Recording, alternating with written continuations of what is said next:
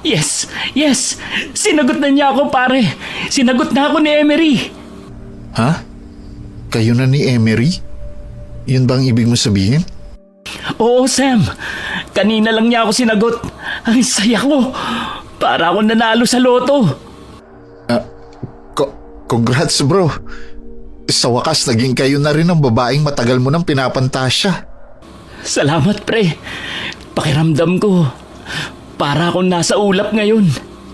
Baka naman mamaya hindi ka na makatulog ha? Baka nga hindi. Kung hindi nga lang nakakahiya kay Emery mamaya pa sana ako uuwi. Bakit nga ba umuwi ka na agad? May pasok pa kasi siya bukas. Ayoko naman na puyatin siya.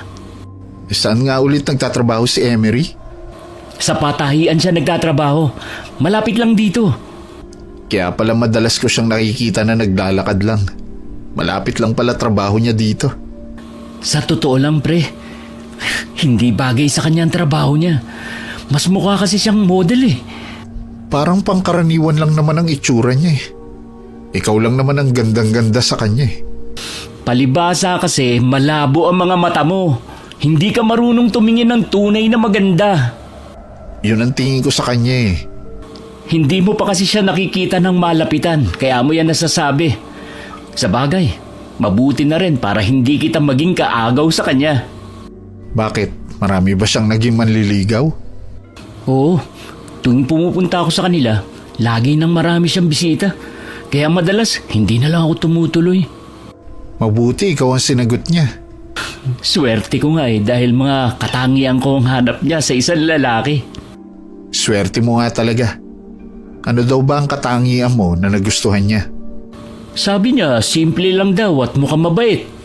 Tsaka, gusto daw niya yung wala ng pamilya. Nabanggit ko kasi sa kanya na paaral lang ako ng matandang dalagang tiyahin ko na namatay na 2 taon nang nakakalipas. Ibang klase rin ha. Gusto niya yung ulila na? Siguro, ayaw lang na merong pakikisamahan. Tingin ko sa kanya, mahihain. Kaya siguro ganun. Opinion mo yan. Pero para sa akin, kakaiba ang gusto niya. Pre, si Aling Mads, parating. Magandang gabi po, Aling Mads. O bakit gising pa kayo? Dinig na dinig ang mga boses ninyo sa baba. Pasensya na po kayo kung napalakas ang kwentuhan namin. Bakit nga gising pa kayo? Wala po kasi kaming pasok bukas kaya okay lang na magpuyat kami. Hindi lang kayo ang tenant sa building na to.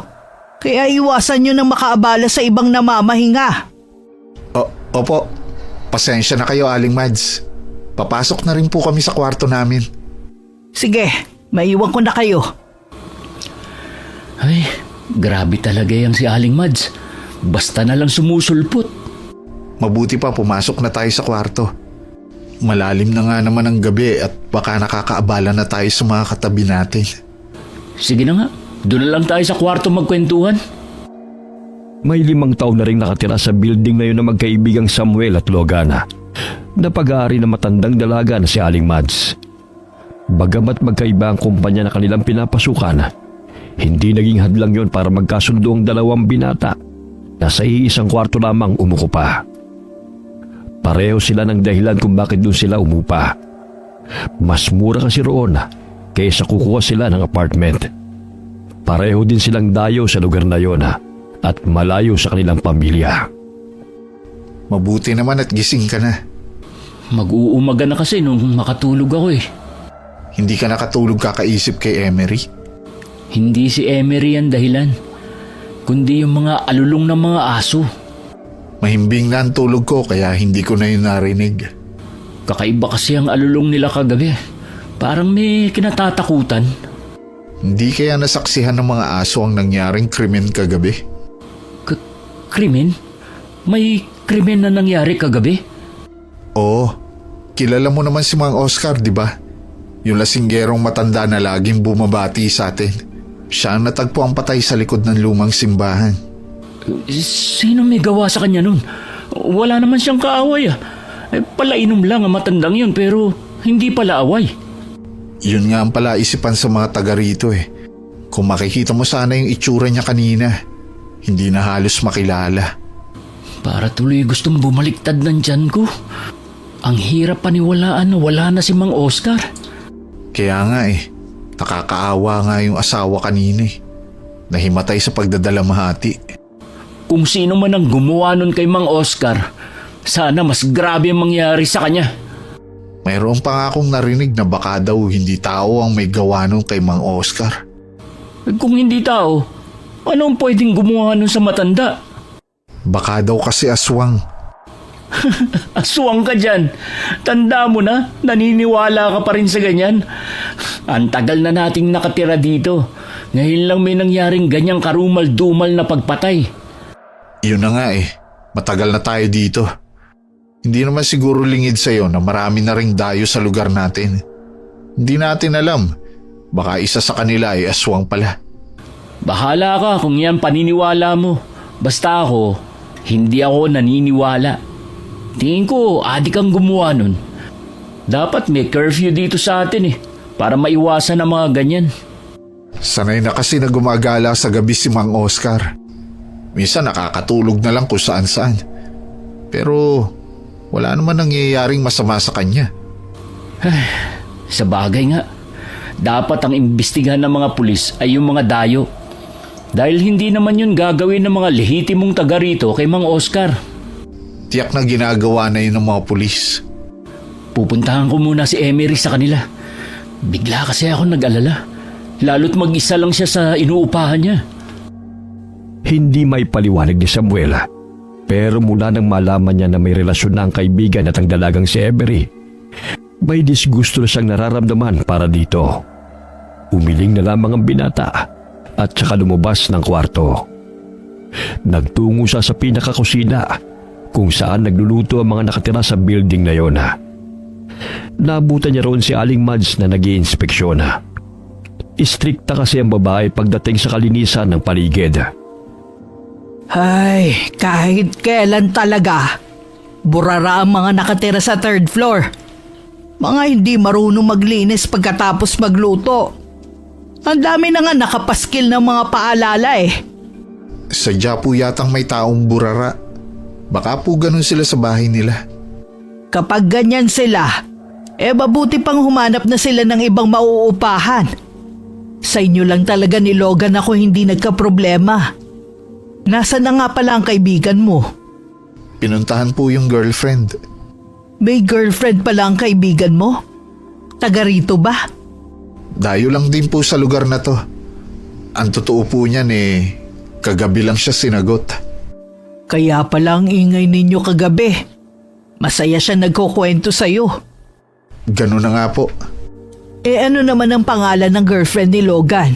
Baka kilala ko. Tiyak po na kilala nyo. Emery po ang pangalan. Emery?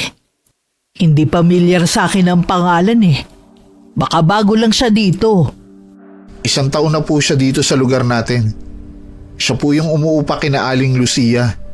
Nagtatrabaho po siya sa may patahian dito malapit sa atin. Oo.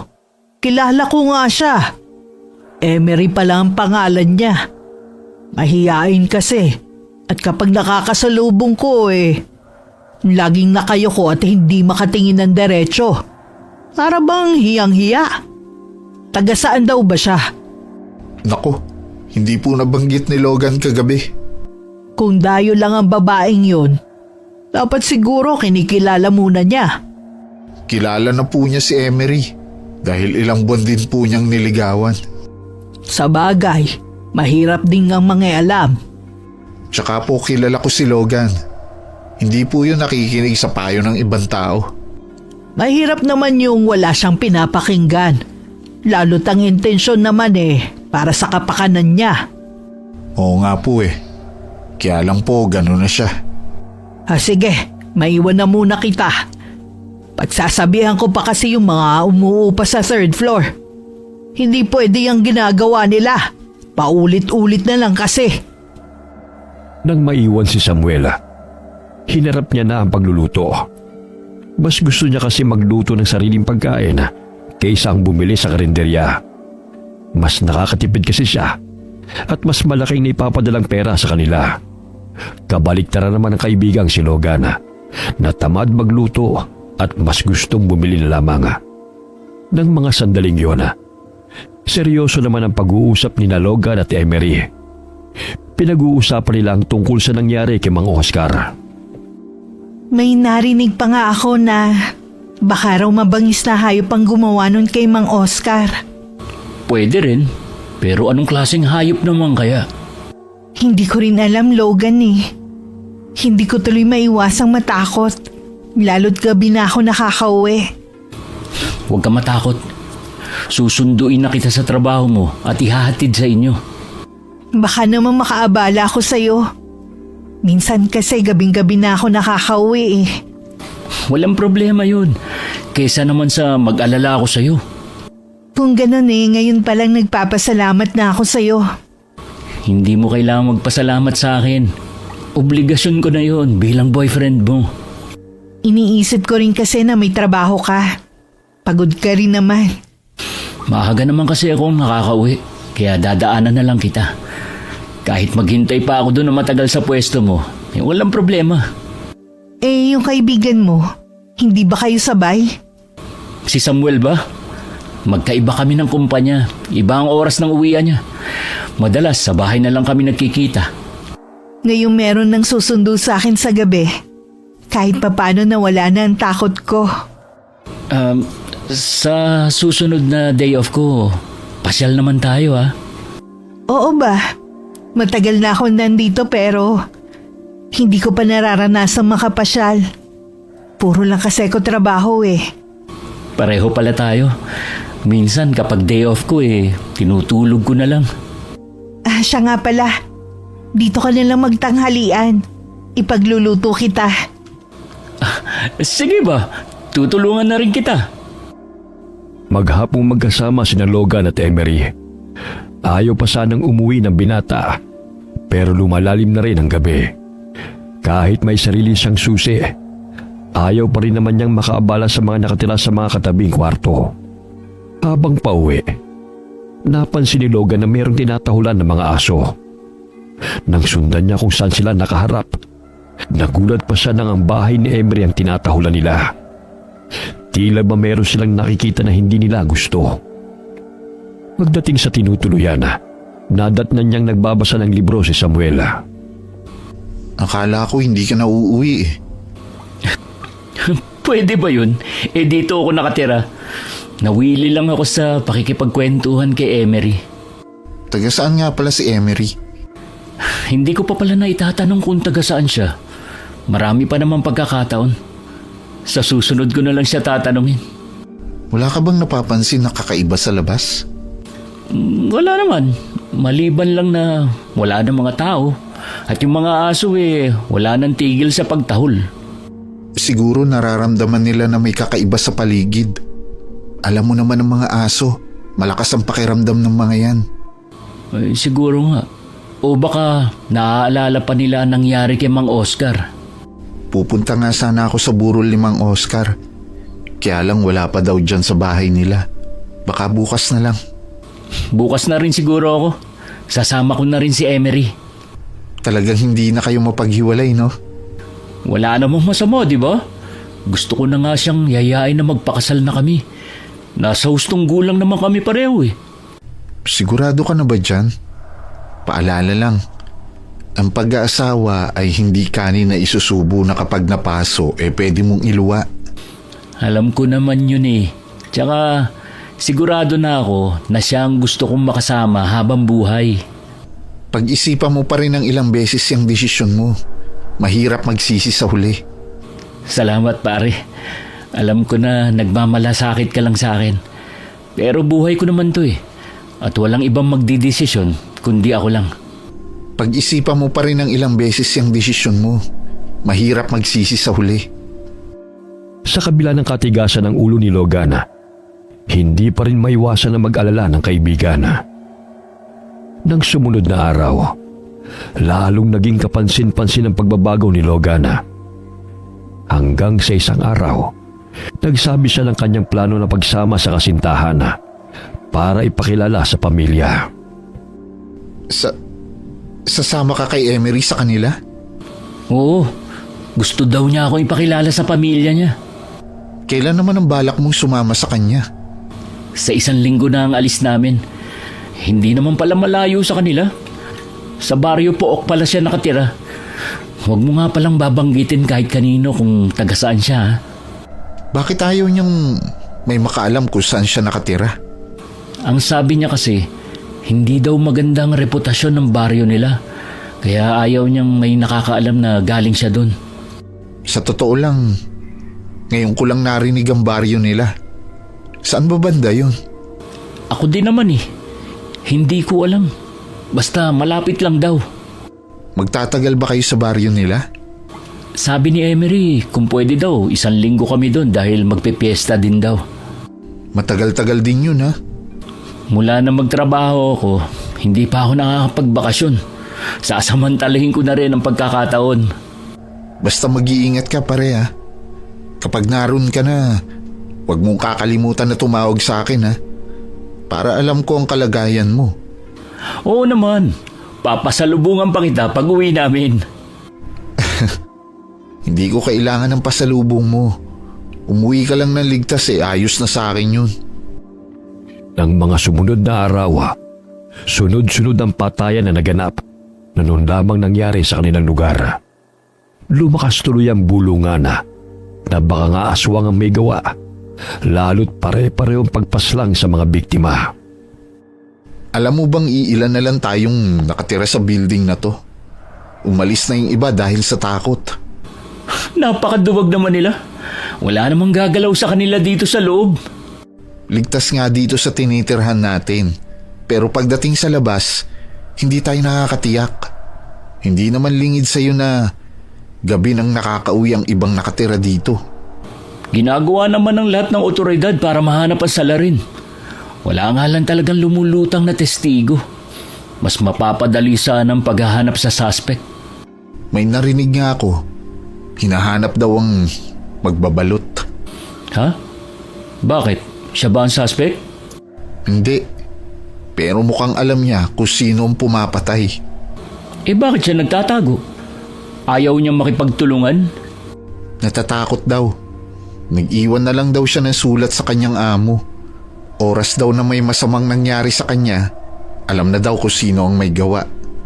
Walang mangyayari kung matatakot siya. Kung ituturo niya ang salarin, magiging bayani pa siya sa mga taga rito.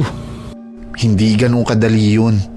Sabi ng amo niya, nung dumating daw yung binatilyo para ibigay ang pinagbentahan ng mga balot, hindi daw niya maipaliwanag ang takot na nakikita niya rito.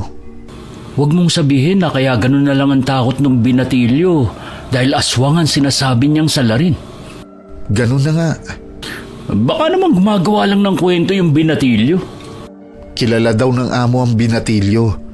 Tiyak niyang nagsasabi siya ng totoo. Tao man o aswang ang pumapas lang, mag-iingat na lang tayo.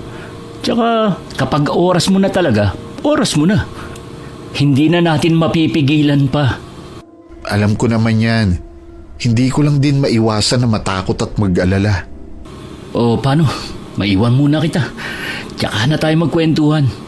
Pupuntahan ko lang si Emery sa kanila. Hindi ko pala nabanggit sa'yo. Umalis na siya sa patahian. Kaya pala nung minsan dumaan ako, narinig ko na sabi ng mga kasamahan niya wala na siya dun.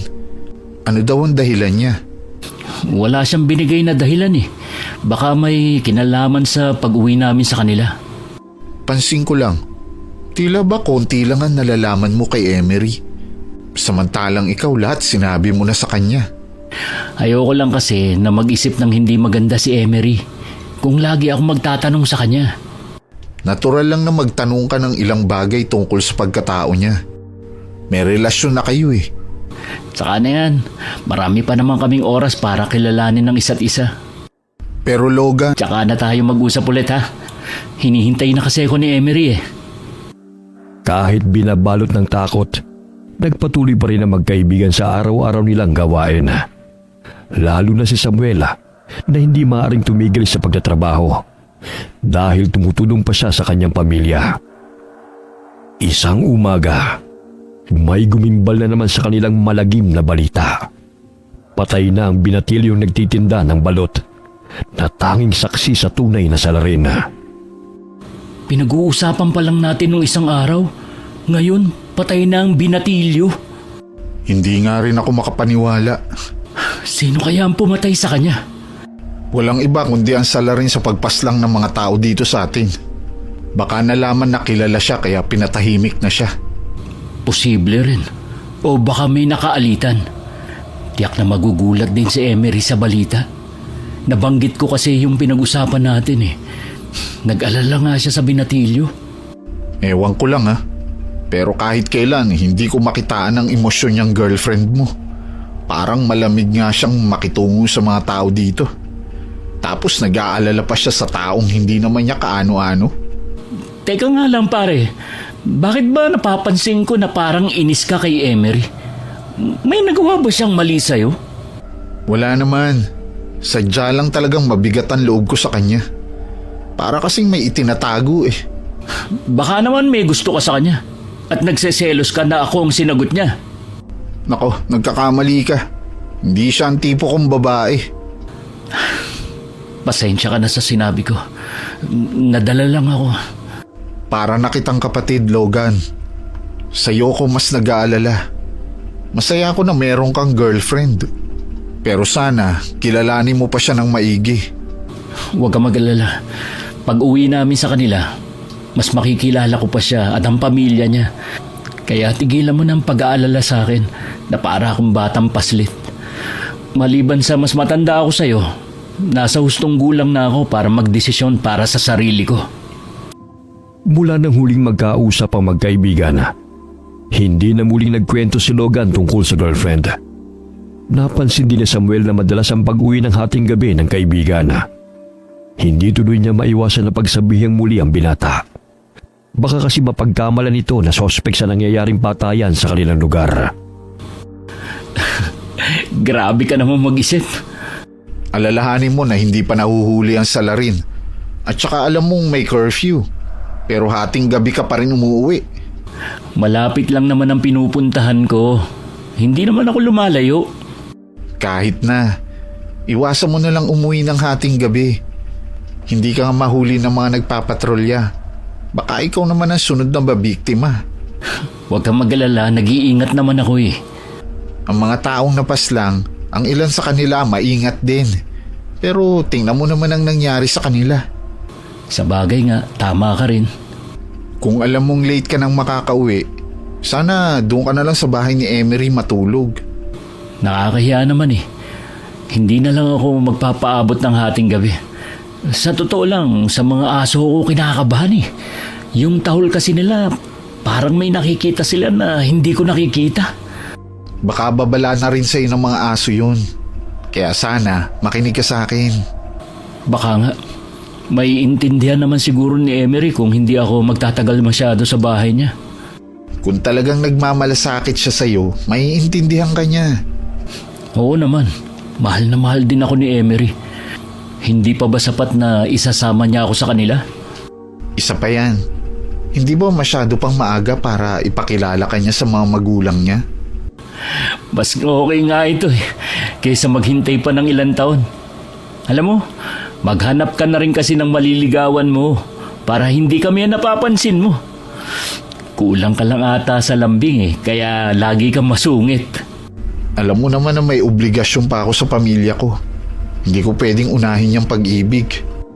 Pwede mo naman yung pagsabayin, kaysa naman mapag-iwanan ka.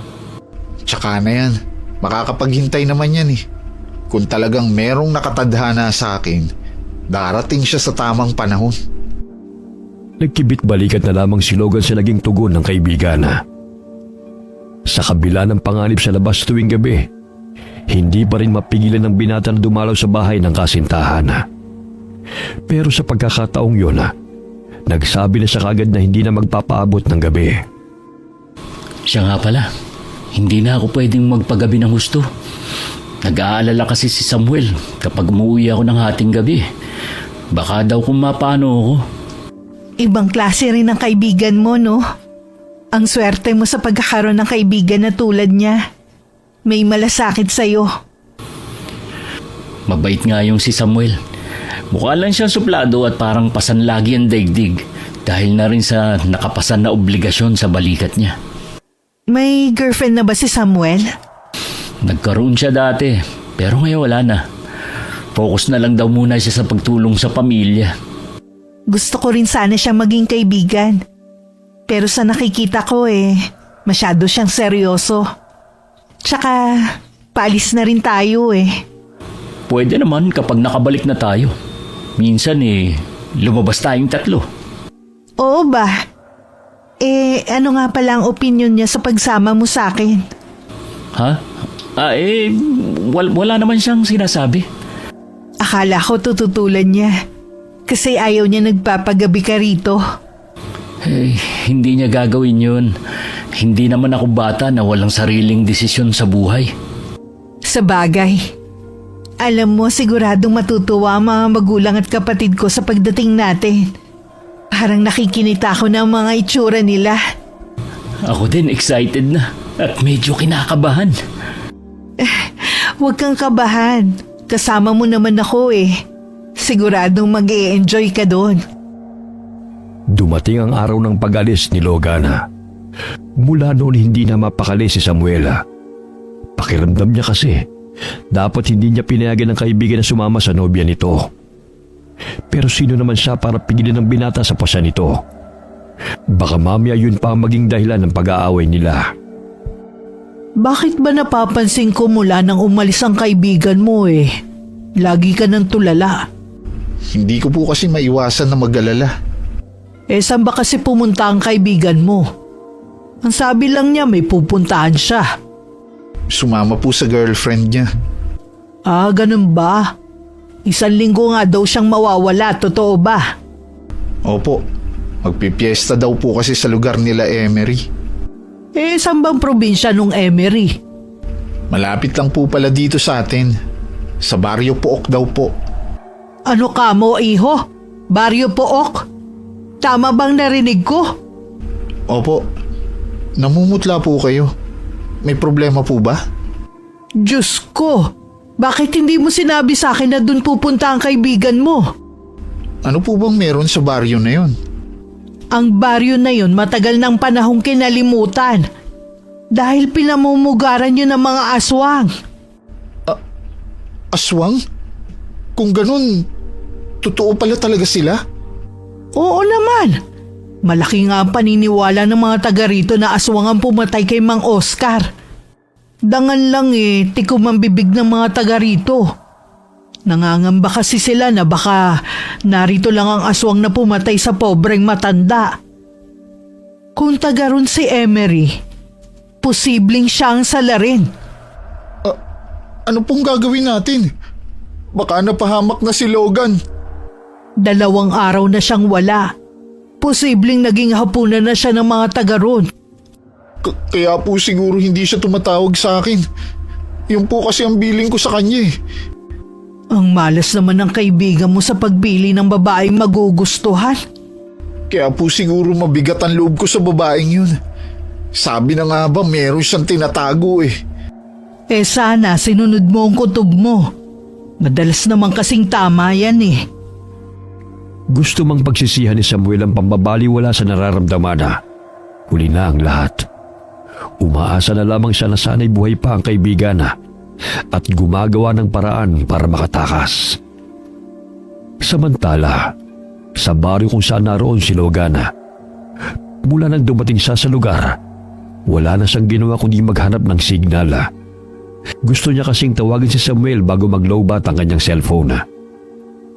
Wala rin kasing kuryente sa lugar. Tila ba pinag-iwanan na ang lugar na yon. Pasensya ka na kung hindi ko nasabi na wala pang kuryente sa lugar na to.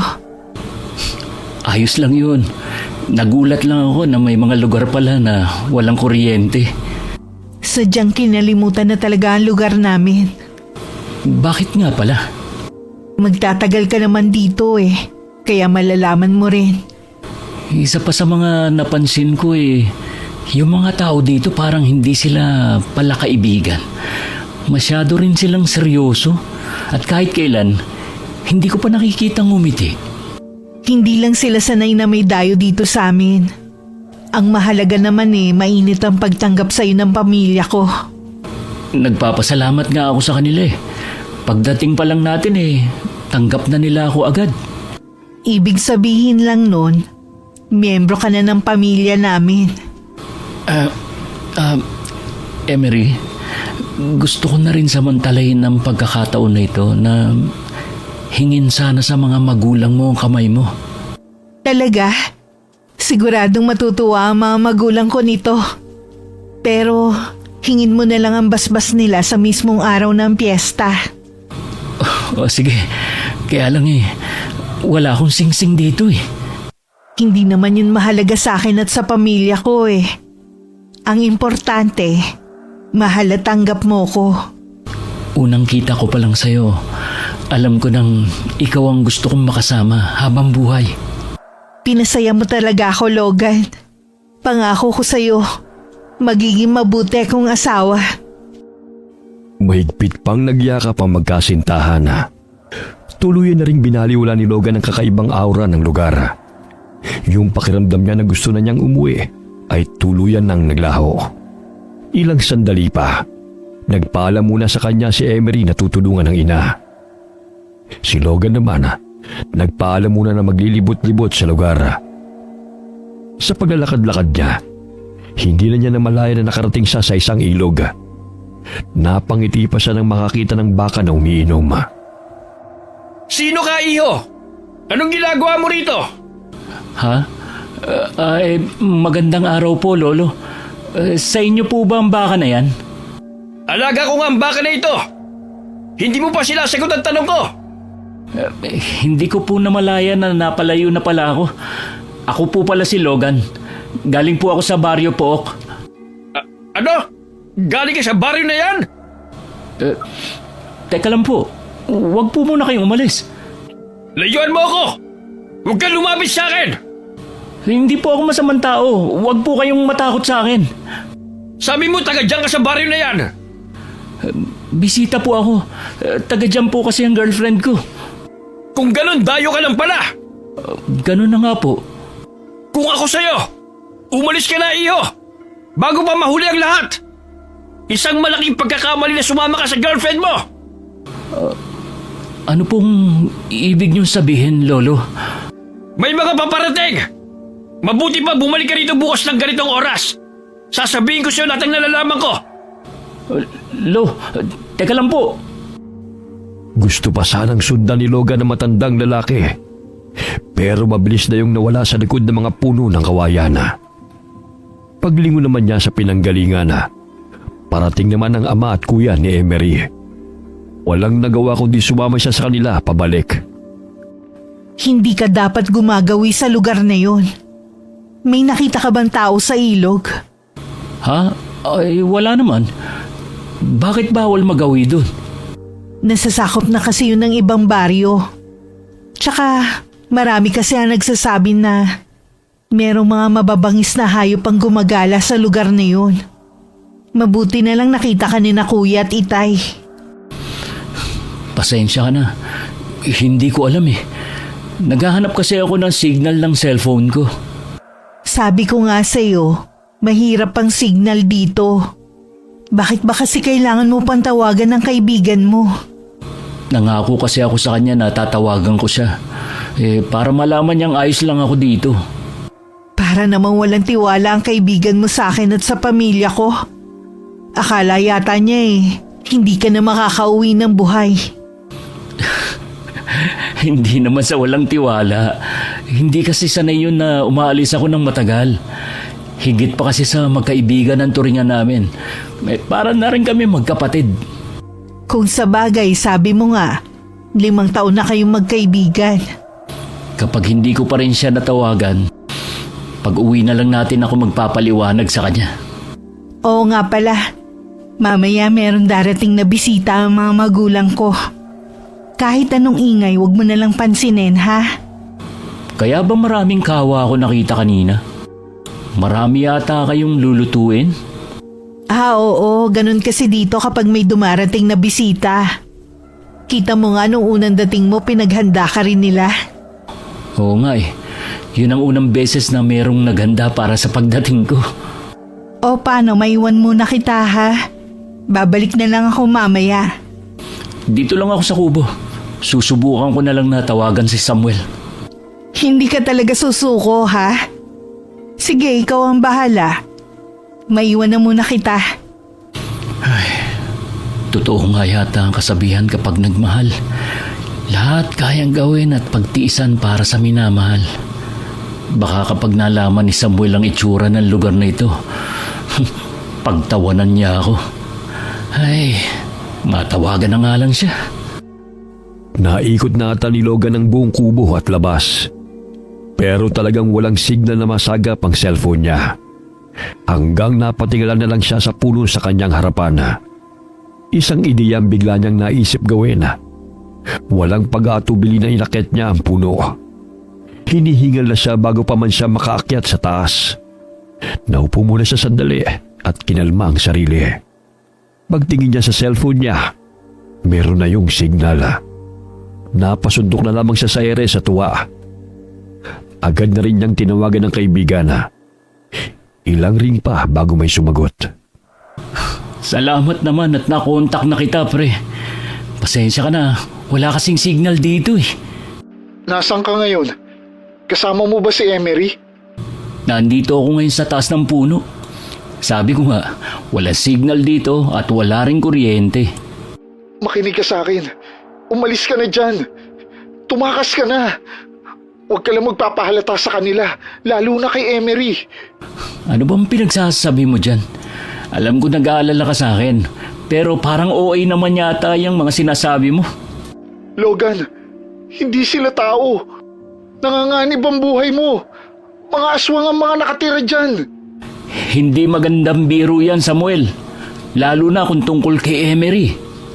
Maniwala ka sa akin. Hindi ko gagawin biro to. Umalis ka na habang may pagkakataon pa. Sige nga, ano ang ebidensya mo na totoo lahat ng yan? Huwag ka nga manira. Hindi ako naninira lang. Kung gusto mo, kausapin mo si Aling Mads. Hello, Logan. Iho, makinig ka sa amin. Delikado ang buhay mo dyan. Mga aswang ang mga nakatira sa lugar na yan. Yan ang baryo na kinalimutan na dahil hindi mga tao ang nakatira dyan. Aling Mads, nakikiusap po ako sa inyo. Kung kasabwat kayo ni Samuel para paglaruan ako, hindi po ako natutuwa. Kilala mo ko.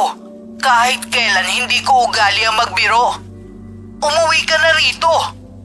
Hindi ko po alam kung paano aalis sa lugar na ito. Nakatulog po kasi ako habang nasa biyahe. Diyos ko po, Logan. Bakit kasi sumama ka sa babaeng yan eh? Hindi mo pa naman siya lubusang kilala eh. Totoo po ba ang mga sinabi niyo? Oo, iho. Kung ganun, dito na ako mamamatay. Huwag ka mawalan ng pag-asa. Manalig ka lang na makakalabas ka ng buhay sa lugar na yan. Kailangan mo magpakatatag. Walang ibang tutulong sa'yo kundi ang sarili mo. Bakit ba nangyayari sa akin to? Huwag ka magpapahalatang may nalalaman ka na. Kailangan mo makisama sa kanila. Kung yun lang ang paraan para mabuhay ka. Hello? Pare? Kahit anong mangyari, huwag ka susuko. Hello? Hello, Samuel? Ay, leche. Namatay na. Anong gagawin ko? Kalma lang, Logan. Tama sila, Aling Mads. Walang ibang tutulong sa'yo kundi ang sarili mo lang. Samantala, napatitig na lamang sa screen ng cellphone si Samuel nang mawala sa kabilang linya ang kaibigan. Nanlulumo na napaupo na lamang ang binata habang umiiyak naman si Aling Mads. Ngayong napatunayan po nating buhay si Logan, humingi po tayo ng tulong.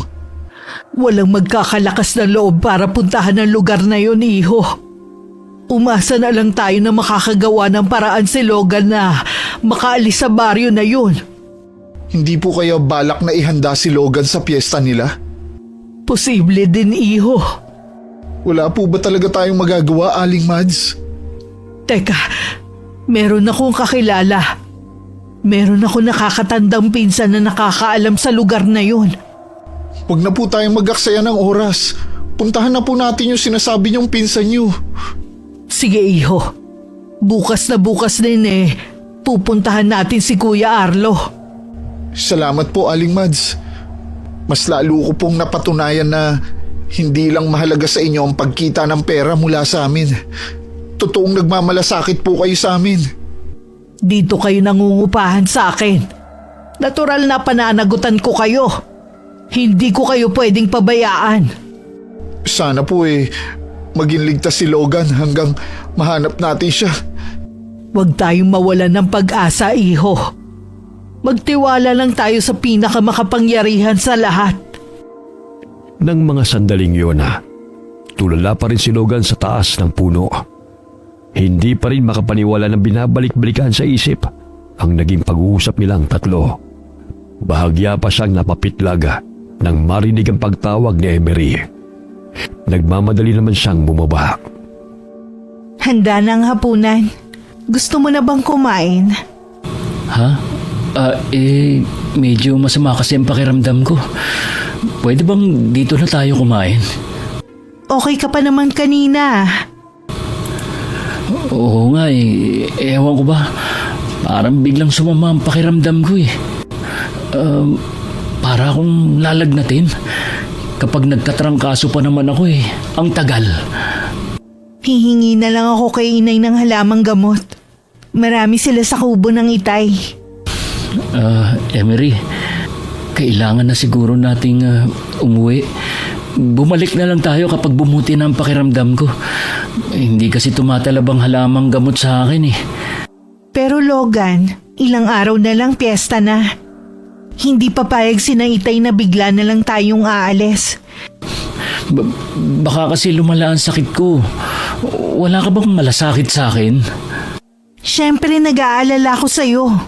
Kaya nga tatawagin ko ang inay para gamutin ka.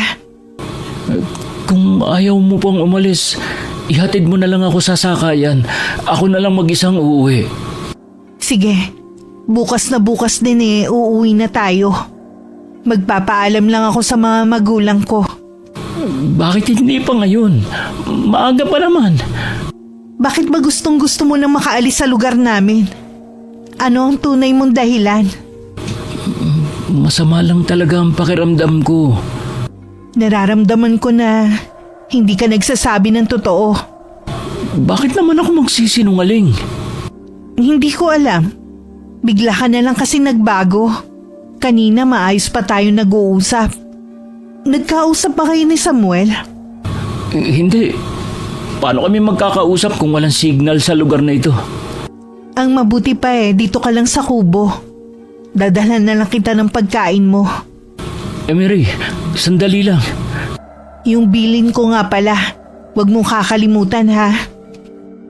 Halos kalahating oras din bago bumalik si Emery. May dala siyang pagkain pero hindi yun sinuluyapan ni Logan. Nawala na rin kasi siya ng ganang kumain dahil sa samot-saring iniisip. Kain ka na. Hindi ka pwedeng magutom kung masama ang pakiramdam mo. Pasensya na. Wala talaga akong ganang kumain. Pilitin mo pa rin. May dala rin akong halamang gamot para sa'yo. Ayos lang ako. Busog pa talaga ako. Pilitin mong kumain para hindi ka manghina sa oras na umalis ka rito. Aalis na ba tayo bukas? Nasabi mo na sa kanila? Hindi pa pero gagawa ako ng paraan. Salamat, Emery. At naiintindihan mo ako. Nagtataka lang ako kung bakit bigla ka nagbago. Hindi naman Ako pa rin naman to. Huwag ka na magkaila pa. May alam ka na. Hindi ko lang alam kung paano mo natuklasan. Emery, nakikiusap ako sa'yo. Tulungan mo akong makaalis dito. Kung gusto mo pang mabuhay, huwag kang tatakas.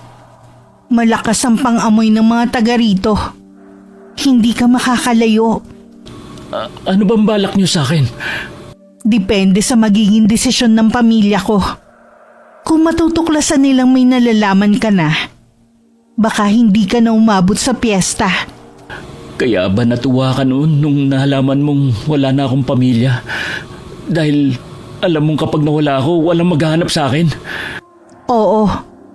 Ang totoo pa niyan, ang kaibigan mo talaga ang puntirya ko. Kaya lang masyado siyang mailap. Para bang laging nagdududa ang tingin niya sa akin. Hindi mo talaga maiisahan yun.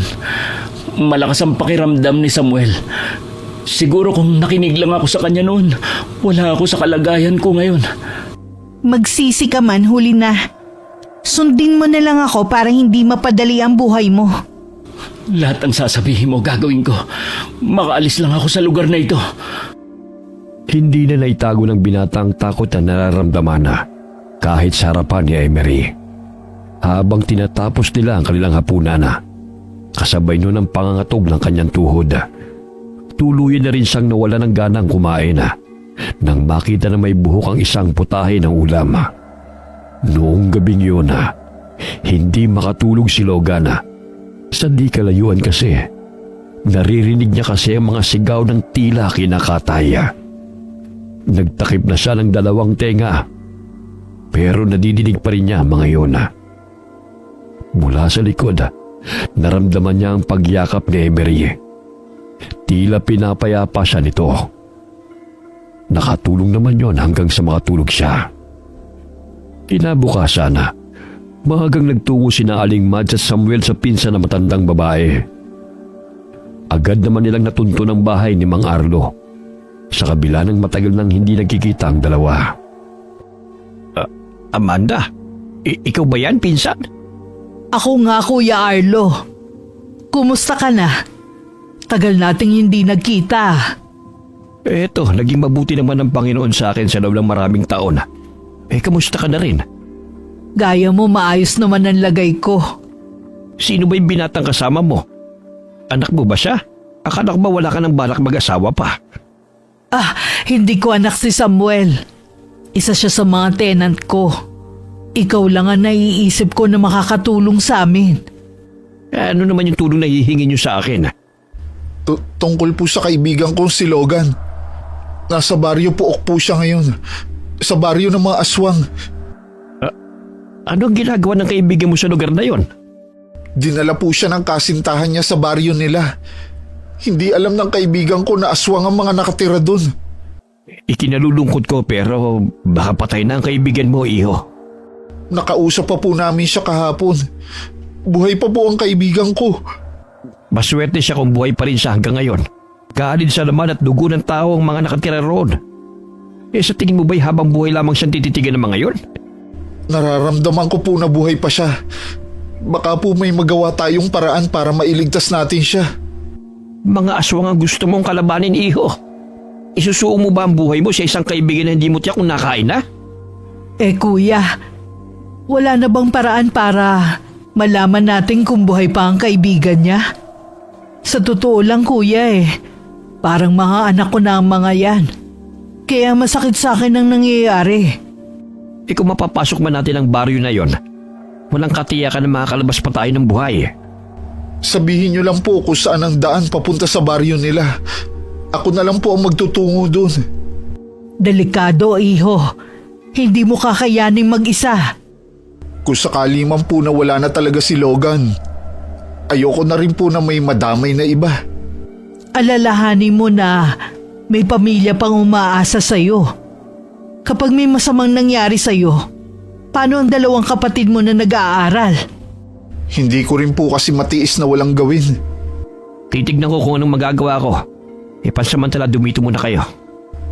Maraming salamat po, Mang Arlo. Pasensya na po sa abala.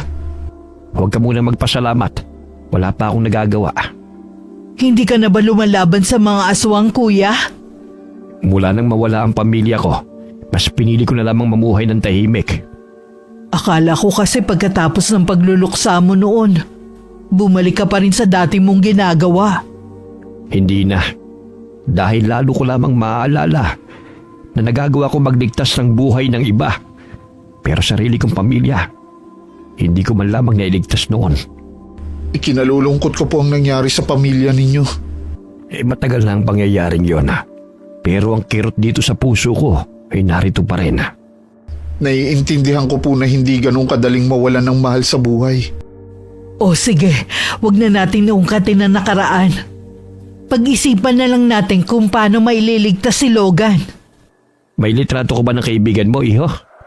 Mayroon po. Ito po ang litrato namin na magkasama. Ito ang kaibigan mo? Nakita ko siya't nakausap pa. Sabi ko sa kanya bumalik sa ilog. Talaga po? Puntahan po natin ang sinasabi niyong ilog. Sumama ang binata kay Mang Arlo sa ilog, kung saan unang nagkita ang dalawa. Naiwan naman si Aling Mad sa bahay ng matandang lalaki. Puno ng pananabig na naghintay si Samuel malapit sa ilog. Hindi niya inaalis ang paningin sa kabilang pangpanga. Pero malapit nang dumilim, ngunit hindi dumating ang kaibigan. Bigong umuwi ang dalawa. Dalawa lang naiisip ko na dahilan kung bakit hindi siya sumipot. Maaaring patay na siya. O di kaya hindi siya nagkaroon ng pagkakataon para makatakas. Alam ko pong buhay pa siya. Hindi lang siya nagkaroon ng pagkakataon na makatakas. Pumunta tayo ron para magbakasakali hanggang sa piyesta. Salamat po sa tulong niyo, Mang Arlo. Baka nga kasi tama ka rin. Paano kung naghihintay lamang ng pagkakataon ng kaibigan mo para makatakas? Tayo lang ang pag-asa niya. Yung kabilang ilog po ba ang Baryo Pook? Oo. Ang ilog na yun ang humahati sa dalawang baryo. Oras na mahuli ka nila sa kabilang ilog. Hindi ka na makakabalik ng buhay. Sa paglipas ng mga taon, marami pa rin ang mga nawawalang tao at hindi na nakakabalik. Naniniwala ang ilan na baka naging biktima na sila ng mga aswang. Kapag po ba nakatawid ng ilog si Logan, hindi na po siya pwedeng habulin ng mga aswang? Ganun na nga kung magagawa niyang makatawid. Hindi po ako nawawalan ng pag-asa na babalik din si Logan. Matapang po ang kaibigan kong yun. Alam ko, gumagawa na rin siya ng paraan. Hanggat hindi sumasapit ang kapistahan, araw-araw tayong babalik sa ilog para magbakasakali. Ang mabuti pa kumain na muna tayo. Alam ko pagod at gutom kayo sa naging lakad ninyo. Salamat po, Aling Mads. Pero ang totoo wala akong gana. Hindi pwedeng hindi ka kakain. Kailangan mo ng lakas kung desidido ka mailigtas ang kaibigan mo. Tama si Mads. Huwag mong pabayaan ang sarili mo. Sige po, kakain na po ako. Ganyan nga, iho. O maupo na kayo dito sa hapagkainan. Nang mga oras na yon, parang mababaliw na si Logan. Dahil ilang sandali na lamang, sasapit na naman ang gabi. Maririnig na naman niya ang mga sigaw na bumibingi sa kanya. Buhay pa nga siya, pero pakiramdam niya unti-unti naman siyang namamatay sa lugar na yun. Alam ko nahihirapan ka na sa sitwasyon mo dito. Pero konting tiis na lang. Palilipasin lang natin ang piyesta dito sa amin. Bakit kasi kailangan pa nating hintayin ng piyesta? Akala mo ba hindi ko alam ang plano nyo? Pumayag na ang mga magulang ko na hindi ka ihanda sa piyesta. Dudukot na lang sila ng iba para ihanda sa araw na yun. Mga hayop kayo. Kung makapagsalita ka, para lang kayong mamimili sa palengke ha. Ganito na kami noon pa. Hindi na yun magbabago. Tingin namin sa inyo mga pagkain na papawi sa gutom namin. Umamin ka. Gusto kong marinig mismo sa bibig mo. Kagagawan mo ang pagpaslang sa mga tao sa lugar namin. Ikaw din ang pumatay sa binatilyo. Ang huling biktima mo bago tayo umalis. Nakita niya ako. Kung hindi ko siya pinatay, malamang marami nang nakakaalam sa tunay kong pagkatao. Ang sama mo! Wala kang patawad! Mga halimaw kayo! Huwag mong lakasan yung boses mo. Baka mamaya nasa paligid lang sila. Gusto mo bang mapaaga ang pagkatay nila sa'yo? Mabuti pa nga siguro. Tutal, wala na namang pag-asa na makatakas ako rito. Alam ko pinasasakay mo lang ako. Ikaw ang bahala kung ayaw mo maniwala sa akin na makakaalis ka pa sa lugar na to. Hindi ko na alam ang paniniwalaan ko. Para na akong mababaliw sa kakaisip sa kahihinatnan ko sa lugar na ito. Hanggat wala silang nalalaman na meron ka na natuklasan, ligtas ka. Kaya kung ako sa'yo, makisalamuha ka pa rin sa kanila. Baka mahalata nila ang takot ko. Tuwing nakikita ko mga kasama mo, hindi maiwasan na mga tugan-tuhod ko. Kailangan mong galingan sa pagtago ng nararamdaman mo. Malakas ang pakiramdam ng kapatid ko. Paano ako nakatitiyak na hindi mo lang ako niloloko? Wala ka namang pagpipilian kundi magtiwala sa akin. Walang ibang tutulong sa'yo dito kundi ako lang. Nagsisisi ako kung bakit ikaw pa ang minahal ko. Ako din naman Gusto kong pagsisihan na nakilala pa kita. Dahil sa'yo, kailangan ko suwayin ng mga magulang at mga kauri ko. Kahit nakakaramdam ng takot, mas nangibabaw pa rin kay Logan ang kuryosidad na malaman ang mga ginagawa ng mga taga roon. Kahit mahigpit ang bilin ni Emery, lumabas pa rin siya ng kubo. Sinundan lang niya ang ingay na nadidinig niya. Sa likod ng mga kubo, nakita niya ang pagtitipon ng mga taga roon mula sa pinagkukublihan. Nakita niya ang pagtadtad nila ng mga karne. Nang matitigan niyang nasa mahabang lamesa, isang singhap ang lumabas sa bibig niya. Bigla naman silang tumigil sa ginagawa at tila pinakiramdaman ang paligid. Bago pa nila matuklasan ang presensya ng binata, may humila na sa kanya palayo sa lugar na yon. Ang tigas ng ulo mo. Diba sabi ko sa'yo huwag kang aalis sa kubong to? Emery, nakita ko yung nasa mahabang mesa. Mga tao yun. Alam ko. Hindi ka dapat nagpunta doon. Alam mo ba naghihinala na sa'yo ang kapatid ko? Oras na makumbinsi niya ang mga magulang namin. Ihahanda ka nila sa piyesta. Emery, ayoko pa mamatay. Tulungan mo ako. Ayoko na rito. Kailangan bago dumating ang araw na yun makatakas ka na. Paano? Sa may ilog ka dadaan. Doon lang ang daan palabas dito. Naalala ko yung matandang lalaki doon. Sabi niya, hihintayin niya ako kahapon. Pero hindi naman ako nakapunta. Sa tingin ko hindi siya pangkaraniwan. Dahil walang magkakalakas ng loob na lumapit sa ilog. Na tanging humahati sa dalawang baryo. Hindi ko lang alam kung naroon pa siya. Kung desidido siyang iligtas ka, maaaring bumalik pa siya doon. Yun ang kailangan nating paghandaan. Patawarin mo ako kung pinagdudahan kita na gusto mo akong tulungan. Ito lang ang paraan ko para makabawi sa lahat ng mga nagawa kong kasalanan. Hindi ko rin ginusto na maging halimaw. Pangarap ko rin na maging normal na tao. Pero hindi pumayag ang mga magulang ko. Wala akong pagpipilian kundi ang yakapin ng dilim kasama nila. Dahil kung hindi ko sila susundin, buhay ko ang magiging kapalit. Wala na bang paraan para maging normal ka? Wala na. Hindi ko na rin kayang pigilan ng sarili ko na kumain ng karne ng tao. Wala na akong pag-asa pa. Bakit ba ang lupit ng mundo? Hindi malupit ang mundo para sa atin. Sadyang ito talaga ang kapalaran natin. Emery, parang may tao. Mahiga ka. Magpanggap ka na natutulog.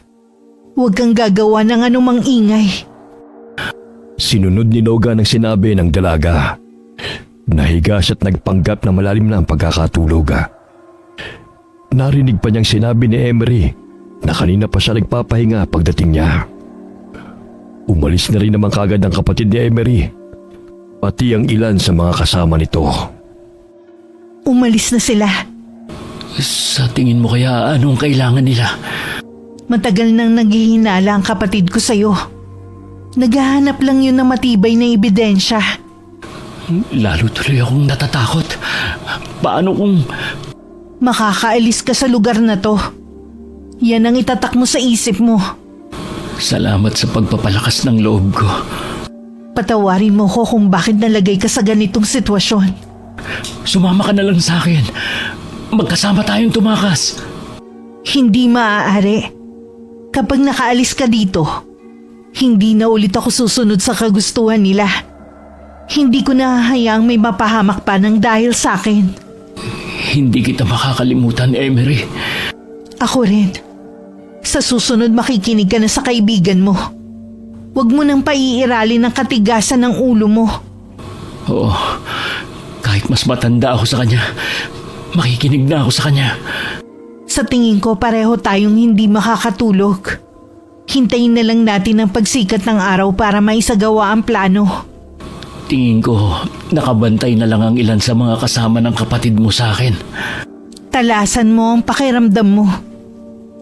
Sa araw malakas pa rin kami. Pero wala kaming kakayanang magpalit ng anyo. Tandaan mo, wala kang tatahaking daan kundi ang papuntang ilog. Sinunod ni Logan ang lahat ng ibinili ng dalaga. Nung maliwanag na, lumabas ng kubo ang binata. Napansin niya kagad ang mga taga roon na tila nagbabantay sa kanya. Kahit sa taas ng puno, may nakita siyang mga kalalakihan. Tulungan mo ako magbilad ng mga karne, Logan. Gagamitin kasi yun ng inay sa piyesta. Sige, nasa na mga karne? Nasa bahay ng inay. Doon na lang natin kunin. Dinala ko na pala ang cellphone ko. Bakit kailangan mo pandalhin? Baka maging abala lang yan. Naroon kasi ang alaala natin. Kahit yun na lang ang maiwan sa akin. Ang inay lang ang nasa bahay kapag ganitong oras. Sa likod ng kubo meron doon daan papunta sa ilog. Medyo mas malayo nga lang. Wala ring mga angahas na umaligid sa tinitirhan ng mga magulang ko. Kaya pagdating natin doon, wala ang mga yan na nakasunod sa atin. Sa totoo lang, kanina pa nangangatog ang tuhod ko habang naglalakad tayo. Konting tiis pa. Malapit na rin tayo sa kubo ni na inay. Pagdating doon, ipakita muna natin ang gagawin nating pagbibilad. Karne ba yan ng ano? Huwag kang mag-alala. Karni lang yun ng baka. Ay, salamat. Akala ko kung ano na. Ayun na ang kubo. Wala na rin ang mga sumusunod sa atin. Pero nandyan lang sila sa paligid. Nararamdaman ko naman sila. Magpahinga ka muna dito sa may hagdan ng kubo. Kukunin ko lang ang mga karne sa batya. Kalmahin mo rin ang sarili mo. Masyado ka namumutla eh. Sa totoo lang, gusto nang lumabas ng puso ko sa kinalalagyan nito. Alam ko, tatapusin ko lang tong pagbibilad ng karne. Tutulungan na kita. Wag na, sandali lang naman to. Pumasok ka na sa loob ng kubo. Sa kusina ka dumaan. Hintayin mo ko dun. Nanginginig naman na sumunod si Logana. Nagpalinga-linga pa siya bago pumasok sa loob ng kubo. Samantala, naghahanda naman sila Mang Arlo at Samuel sa pagpunta sa ilog. Mamaya na ang piyesta sa baryo ng mga aswang. Sana naman buhay pa ang kaibigan mo. Malakas po ang kutob ko na buhay pa si Logan. Naghihintay lang po siya ng pagkakataon. Isukbit mo yung itak sa bewang mo. Hindi maaaring pumunta ka ron ng walang armas. Kung sakali na mapalaban tayo sa mga aswang, huwag kang mag-aatubili na gamitin yan. Sana sa pagbabalik ninyo kasama na ninyo si Logan. Ipagdadasal ko ang kaligtasan nyo. Salamat po, Aling Mads. Kapag may araw naman, malakas pa rin naman sila. Pero wala silang kakayanan na magpalit ng anyo. Sana maisip yun ng kaibigan mo at samantalhin na tumakas. Matalino po si Logan. Maiisip niya po yun. Huwag lang siyang pangunahan ng takot. Halika na, iho. Aalis na po kami, Aling Mads. Mag-iingat kayo ha. Patnubayan nawa kayo ng may kapal. Pagkalis ng dalawa, agad na nagkulong si Aling Mad sa loob ng bahay. Isa-isa rin niyang tinignan ng mga pangontra na inilagay sa mga bintana at pinto. Hawak din niya ang botelya ng langis. Kakalis lamang ng dalawa, pero kumulo na ang hawak na lana. Nang sumilip siya sa maliit na sigwang ng dingding, nakita niya na may mga kalalakihan na umaaligid sa buong bahay. Sino kaya sila? Hindi kaya hanggang ngayon tinutugis pa rin nila si Kuya Arlo. Kahit matagal na siyang tumigil sa gawain. Hindi sila basta-basta makakalapit dito. Hindi nagtagal, umalis na rin ang mga kalalakihan. Noon lamang din nakahinga si Aling Mads na napaantada pa. Samantala, malayo pa lamang sa ilog, kakaiba na ang nararamdaman ni Mang Arlo. Naamoy niya kasi sa di kalayuan ng masangsang na amoy ng mga aswang. Pumwesto sila sa mataas na lugar at sa likod ng malaking katawan ng puno. Kitang-kita nila ang mga kalalakihan at tila ba nagpapatrolya sa lugar. Sino po kaya sila? Sila ang mga residente ng Baryo Pok. Kung ganun, mga aswang sila. Ngayon lamang nangyari na binabantayan nila ang ilog. Hindi po kaya meron silang binabantayan para hindi makatakas? Maaari din. Gusto ko sana makalapit kaya lang tiyak na mapapansin nila tayo. Sana magpakita na si Logan. Sana buhay pa siya. Talasan mong paningin mo. Baka nga kaibigan mong binabantayan nila. Aalis din ang mga yan. Lalo na kapag matining na ang sikat ng araw. Kung ganyan lang po sila karami, sa tingin ko po kaya na natin sila. Huwag kang papalin lang sa nakikita mo. Marami sila. Ang iba'y nagtatago lamang. Kahit mga bata't kababaihan ay kayang maging mabangi sa pag-atake. Ganun po ba? Wala po kasi akong ideya sa mga nilalang na yan. Naririnig ko lang sila dati. Sino mag-aakala na darating ang panahon na makakaharap ko sila? Nakakatakot man ang pagkakakilala mo sa kanila. May kahinaan din sila. Tingnan nyo. Umaalis sila. Dito ka lang. Lalapit lamang ako. Huwag kang aalis dito, ha? Bago pa makatugon ang binata, mabilis nang nakaalis si Mang Arlo. Mula sa pinagkukublihan, nakita niya na lumapit pa sa kabilang ilog ang matandang lalaki. Doon naman nagsulputan ang mga kalalakihan. Walang patumangga na sinugod nila ang matanda. Ngunit natalo silang lahat nito. Lumingon pa sa gawin niya si Mang Arlo na tila sinasabi na ayos lamang siya. Samantala, pakubli-kubli naman sina Emery at Logan. Nagkalat kasi ang mga kasamahan ng kapatid niya.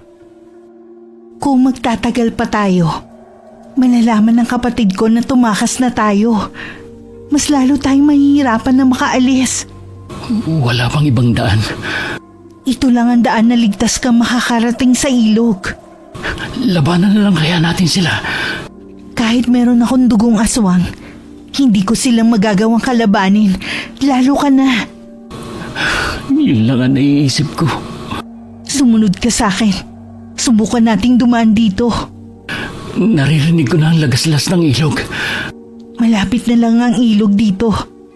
Kapag nahuli nila tayo, tumakas ka na. Ako nang bahalang pumigil sa kanila. Emery, hindi na ba talaga magbabago ang pasya mo? Kahit sumama pa ako sa'yo, wala akong kinabukasan sa labas ng baryo namin. Magiging salot lang ako sa mga inosenteng tao. Hindi ko lang kasi maatim na maiiwan ka dito. Tama lang na maiwan ako rito. Huwag mo sanang sayangin ang lahat ng hirap natin. Parang hindi ko kayang iwan ka. Lakasan mo ang loob mo. Kapag nakaalis ka na, gusto kong kalimutan mo na ang lugar na to. Magbagong buhay ka, kasama ng bagong babaeng mamahalin mo. Sige na, bilisan na natin. Pinahid naman ni Logan ang luhang naglanda sa kanyang pisngi habang nakasunod sa dalaga. Lumalakas naman ang agos ng tubig na kanilang naririnig. Kung kailan malapit na sila, tsaka naman nagsulputan ang mga kalalakihan. Hinarap sila ni Emery habang sinabihan niyang tumakas na ang binata. Nag-aalangan man, sinunod pa rin siya ni Logan. Hindi alam ng binata kung gaano nakatagal siyang tumatakbo nang maramdaman na merong humablot sa kanya. Sumunod ka sa akin. Dito tayo dumaan. Teka lang, kilala ko po kayo. Kayo yung matandang lalaki na may dalang baka. Ako nga, Logan. Natutuwa ko na makita kang buhay. Paano niyo po nalaman ang pangalan ko? Hinahanap ka ng kaibigan mo. Si Samuel? Nandito siya? Nandun siya sa kabilang ilog. Hinihintay niya tayo. Pasalamat ka sa kaibigan mo. Malakas ang paniniwala niya na buhay ka pa. Salamat po sa pagliligtas niyo sa akin. Bilisan mo! Malapit na tayo makatawid. Konti na lang, nasa kabila na tayo. Logan! Si Emery, hawak siya ng kapatid niya. Kailangan ko siyang tulungan. Nasisiraan ka na ba ng bait? Nakatakas ka na sa kanila. Oras na bumalik ka. Hindi ka na makakabalik ng buhay. Bitiwan niyo po ako. Iniligtas ako ni Emery. Hindi ko siya maaaring iwan. Kung ginawa niya yon, ibig lang sabihin nun, gusto niya na makaligtas ka. Umalis ka na! Iligtas mo na ang sarili mo! Emery! Hindi! Emery! Kapatid mo siya! Paano mo nagawa yun? Halos magwala ang binata sa mahigpit na pagkakahawak ni Mang Arlo sa kanya. Tila kasi tinangay ng hangin ang kanina'y nararamdaman na takot sa nasaksihan na ginawa kay Emery ng kapatid. Pinalian kasi ng leeg ng lalaki ang kasintahan. Hindi na rin nagdalawang isip na lumapit si Samuel sa dalawa at hinila ang kaibigan palayo sa lugar. Salamat pare sa pagliligtas niyo sa akin. Hindi ko akalain na pupuntahan mo pa talaga ako. Hindi kita maaaring pabayaan. Magpasalamat ka rin kay Aling Mads kasi siyang nakakakilala kay Mang Arlo. Nasaan nga pala si Aling Mads? Nasa bahay ko siya. Naghihintay sa pagbabalik natin. Utang ko sa inyo at kay Emery ang buhay ko. Tinulungan ka rin ba ni Emery na makatakas? Ginawa niya ang lahat para mabuhay ako sa lugar na yon. Prinotektahan niya ako laban sa kapatid niya. Kinukumbinsi ko siyang sumama pero ayaw niya. Mabuti naman. Sa huling sandali pinili niya na maging mabuti. Alam ko na minahal niya ako. Kaya pinili niya akong iligtas. Mabuti naman. Sa huling sandali pinili niya na maging mabuti. Alam ko na minahal niya ako. Kaya pinili niya akong iligtas. Dahil sa babae, muntik ka na maging kwento. Para tuloy takot na akong magtiwala sa mga babae.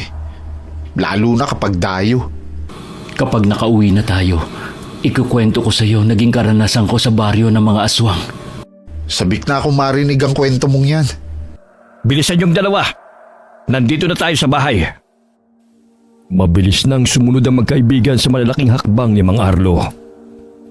Pagkapasok sa bahay, mangiyak-ngiyak na sinalubong sila ni Aling Mads at niyakap. Salamat naman at ligtas kayo nakauwi rito. Salamat po sa inyo. Utang ko po sa inyong lahat ang pangalawa kong buhay. Sa susunod makikinig ka na sa amin, ha? Opo, hindi na po magiging matigas ang ulo ko para hindi na ako mapahamak. Tiyak po na may malaking aral na kay Logan ang nangyari sa kanya. Marami po talaga akong natutunan sa nangyari sa akin. Una na doon, pahalagahan ng mga taong nasa paligid ko. Oo nga pala, Kuya Arlo. Kanina may mga kalalakihang pumunta rito. Palagay ko mga aswang sila. Wala kasing tigil sa pagkulo ang hawak kong lana. Hanggang ngayon pala, hindi pa rin nila ako tinitigilan. Gusto pa nilang gumanti sa akin. Kung gusto mo talaga ng tahimik na buhay, umalis ka na sa lugar na to. Sumama ka na pabalik sa lugar namin. Oo nga po, Mang Arlo. Mag-isa na lang naman kayo sa buhay. Ganon din si Aling Mads. Huwag ka na magdalawang isip pa. Kailangan ka rin namin. Bihira na sa panahon ngayon ng may kakayanan sa paglaban sa mga aswang. Sige na nga. Siguro nga mas makakabuti para sa akin ang lumayo. Para makalimutan ko na rin ang nangyari sa pamilya ko. Dahil marami pang kailangang gawin si Mang Arlo, nagpalipas muna sila ng isang gabi sa bahay niya. Nang gabing yun, hindi sila pinatulog ng mga nilalang ng dilim. Nakilala kasi ng isa sa mga residente ng Pok si Mang Arlo.